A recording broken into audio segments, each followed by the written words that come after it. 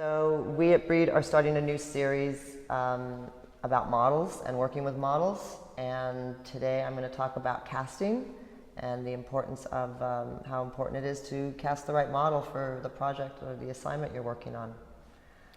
When you're casting a model, like initially, what are some of the qualities that you look for in a good model? Height,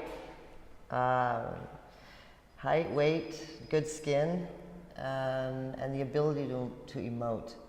And you know, when I get a package, obviously their height, weight, eye color, hair color is on the description of the girl, but then you know, I look through the pictures in her portfolio to see if she can actually emote, if there's just more than the model 101 poses, if she can move and if she can show facial expression, just a variety of different looks in the package, in her portfolio. Right, yeah, I totally second that. I think people often kind of undercut the value of casting because it's like I've joked around with friends before, Kate Moss in a white tank top is going to look better than just a random girl off the street in a Galliano gown any day of the week. So it's a crucial factor, and I think people don't put enough importance on it sometimes. Yeah, for sure. I think it takes experience, obviously, because I think in the beginning you're kind of wowed by how beautiful everyone is, and you're just like, oh wow, she's beautiful, but you're not looking at the fact that every one of her expressions is, what's that cat? Resting bitch face. Resting bitch face. You know, or that she's not able to show anger or show sadness or show longing or passion or lust, or she's just resting bitch face the whole time. And she's got a beautiful resting bitch face, but that's not going to help your shoot, you know, unless you're going for resting bitch face. Right. It's easy to wind up with an 8-page story where every expression is exactly the same. Exactly and it's kind of dull. Yeah. So like if a booker sends you a package, because I'm assuming you're only dealing with agency models, right? Yes. And same here. So when a booker sends you a package, when you're looking through them, is there just kind of like, there's this chick has that look, or like how do you pick a girl based on what she looks like for whatever it is that you're doing? Well, initially, before they send me a package, I send them an email and I describe, I give them as much information as I have available to me. So, for instance, a lot of agencies for editorials want you to use single girl for the story, because the more models you have on a shoot, the less pages that girl's going to get. So I always say it's, whatever, if it's not a single girl story, but I'll say single girl story, fall fashion, shoots, the shoots in a chapel, edgy European editorial. I need a girl 5'10 plus. She needs to be really thin and able to emote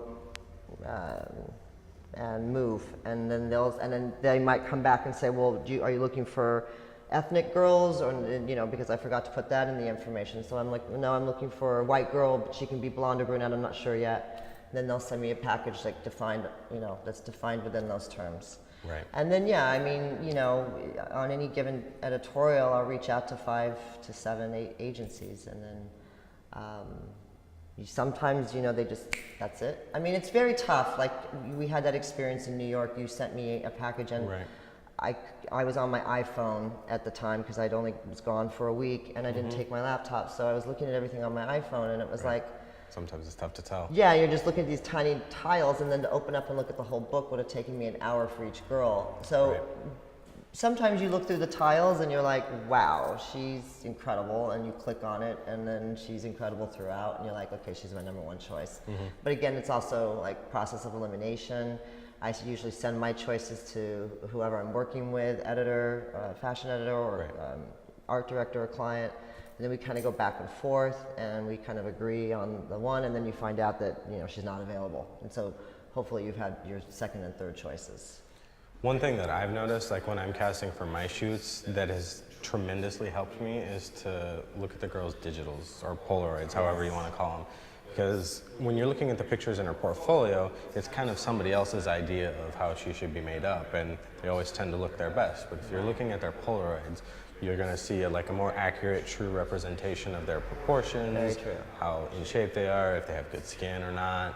Very, And very I think that's something that people should definitely get in the habit of doing is don't just look at a girl's book, look at their Polaroids because, or their digitals, I guess since it's when almost 2015, nobody actually takes Polaroids.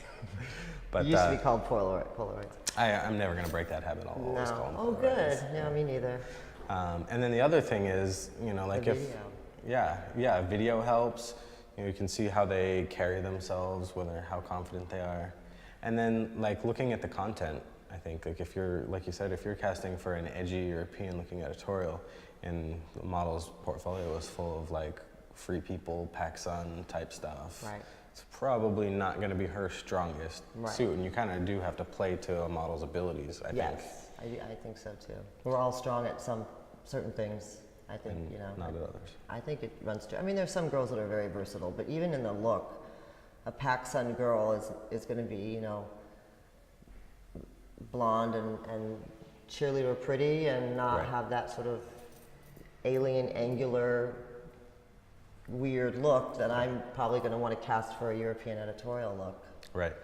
And so this is actually a question that I just got from somebody who follows me on Tumblr yesterday. So it's coincidental timing.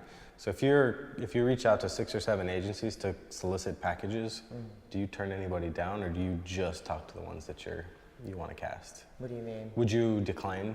I mean, like if X agency sends you a package, would you say, okay, no thanks, I'm not interested, or do you just kind of let that disappear and only talk to the agency that No, you I do? put 3 or 4 or 5 girls on hold, and then I'll write back the 4 that I don't want to use and say, you can release the hold on Susan. I'm sorry, we went with another model, but I'm shooting shooting something soon, and I'll reach out to you again. Everyone knows, bookers are used to it. Yeah.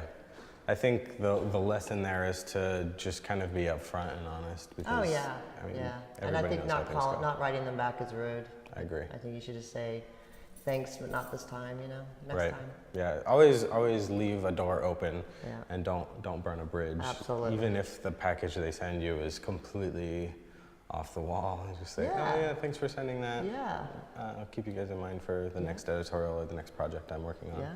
And I mean, the same happens to me. I'll put a girl on hold, and the night before, I'll get an email, usually at 5:45 p.m., oddly enough, that that girl's no longer available because she's getting on a plane in 3 hours and going to London. Right. But about so and so and so and so. So, and I'll look at their second choices, and I will already have another girl in mind, and that it was my second choice at another agency, and I'll say thanks. Sorry I couldn't use Angel, but I'm going to go with another girl that was my second choice with another agency. They understand that. Gotcha. I mean, we're dealing with people hopefully that are professional, that are doing this a little while, and they're not going to get their feelings hurt. Yeah. Right. I'm not the only photographer on earth. It's true. I think that's kind of an interesting point because I think it kind of goes both ways. Like sometimes photographers kind of get their feelings hurt if you get a package that's doesn't really fit, and you're like, why would you do that to me? It's like you just kind of have to take things in stride. Don't let things get you down just because there's always more models. There's other agencies. You mean a photographer might get offended because they think they're only sending them their new faces or that sort of thing, right? Yeah. Well, that does happen in the beginning, and until you get a relationship with a booker or prove your weight, that they want to start sending you more professional girls, and that's just part of the industry. That happened to me. It still sometimes happens to me, and you just can't get offended. You have to develop a thick skin. I mean. So what do you do in the event that you do get a package that is just completely out there, doesn't fit what you're doing at all, and how frequently does that happen? It doesn't happen that frequently anymore, but occasionally it still, comes through. Just recently, for a shoot in New York, I got a package from an agency, and it just didn't fit. None of the girls fit the criteria that I sent, but I didn't take it personally. I just wrote the agency back and said, thank you, but no one's right for this particular job at this time, but I'll definitely hit you back up the next time I shoot, and thanks for your time. Gotcha. And they wrote back and said, thank you. You have to keep things on a light level. Right, I completely agree. Yeah. Because it does happen sometimes. Yeah. You try to minimize it, but. And you don't ever want to burn a bridge in this industry. We're talking about the modeling industry right now, but bookers move around. Like one day they might be at Ford and the next day they're at Wilhelmina. And if you are rude to the girl at Ford and she starts working at Wilhelmina, it's going to get out. They all talk amongst each other too, by the way. They all know the bad seeds in the industry and the people that are difficult to work with or that are jerks to the bookers. And you know, they'll just send out an email to their friends at other agencies and say, hey, this guy's an asshole, don't work with him. Or he tried to take advantage of the girls. They let each other know about that stuff. So Yeah. keep things really politically correct and always be, you know, respectful. Yeah, I think politeness definitely goes a long way. You know, bookers just as we do, we've got difficult jobs. Bookers have difficult jobs and have to deal with a lot of people and a lot of wheels in motion and stuff like that. So just a quick thank you every once in a while is super helpful. And I think another really important part of that to minimize those types of things is to be very open about your communication and, you know, send mood boards and, you know, be as descriptive as you possibly can because it will help make their job easier when they are putting the package together. And sometimes the agency will ask for a mood board. They'll say, you know, do you have a mood board to send? And then they look at my work or we've had a relationship in the past, and so they'll send me better models based on seeing my work and knowing that I have the ability to shoot what my mood board is dictating.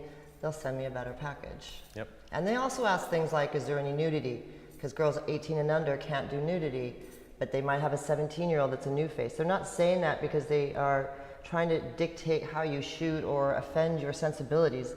They want to know what age they can send the package in, and you know, be as honest and upfront. If you do intend to maybe shoot intentional nude, or what is that?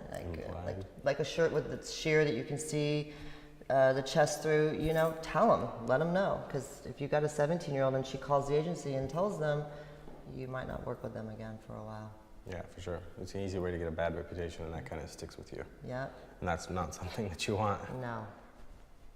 What about other little things like, I mean, you're shooting a lot of editorials, like measurements and clothing and fit and stuff like that. Right. Is that a consideration? Yeah, so like I'm a big thing with hands and placing hands. You know, when the girl needs to have very graceful hands and when she's got them on her hips and how she's holding them. You can't have these like claws, you know, and girls get scared and they do this and it can pull like you can have a beautiful shot, but then the hands like this and it's like this club. And so I look and see how they can carry themselves and where they place their hands and their feet. But then you have to take into consideration, like if you've got this 6-foot Russian girl that's in town and she's phenomenal, right? But she's got size 12 feet. Run it by the fashion editor or the stylist and make sure that they are able to pull size 12 shoes. You know, you got to keep all that stuff into consideration. Cool. Every little thing. That's really good advice. Yeah. Take that to heart because I've been in that situation where you have a model whose feet are too big for the shoes, and it's like you have to call the booker, have her bring some shoes with her or whatever, and that kind of can bring things down. It can also bring down the whole like line of the dress she's wearing. You know, she's got like black army boots that she wears because that's how she dresses, you know, and like you've got this chiffon dress that's like, it's gonna be a weird look. Bring all your shoes. It's like 3 pairs of Doc Martens. It's not gonna work. And a pair of Converse. Right. Yeah. So we're going to be back talking more about models and how to work with them after this. Thanks.